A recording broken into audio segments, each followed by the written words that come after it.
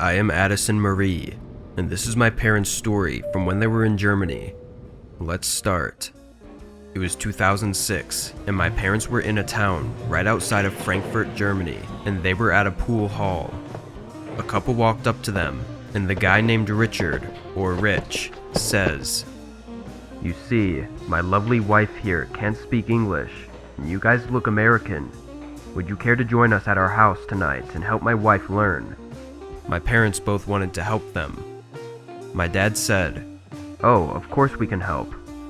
The couple quickly smiled and glanced at each other. My parents were a little creeped out by them. Mom and Dad hopped in the backseat of their car, and the couple drove to their one-story house, and they all hopped out of the car and into the house.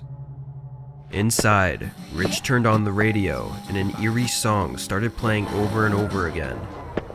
Rich brought out wine, cheese, and crackers. My mom went straight to the cheese and crackers with one sip of wine. My dad, on the other hand, said he wasn't hungry, but Rich insisted my dad try the cheese and crackers because Rich apparently made the cheese himself.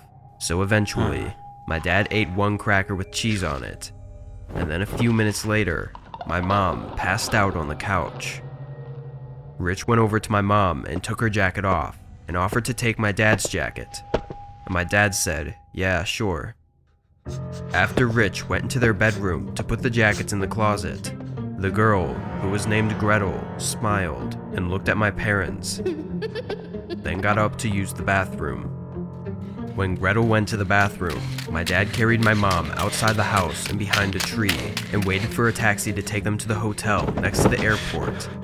My dad placed my mom in bed, got in next to her, and he fell asleep with my mom still passed out. In the morning, my mom woke up and they still had one more day until they went home, so they made breakfast of bacon and eggs. Then they went in town to shop. Next they went to lunch at a restaurant, and so on. The next morning they woke up at 5 a.m., got ready and left to board their plane. My dad almost couldn't get on because he was puking so much. It was like in Harry Potter, when Ron accidentally made himself puke slugs. They almost didn't let my dad get on the plane, and my dad never throws up. When they got off, 4 days later, they turned on the radio and heard that a couple in Germany had been asking people to teach the girl English lessons, then put sleep meds in the cheese and in the wine, and soon later, stabbing them. Then my dad remembered what happened a few days ago in Germany.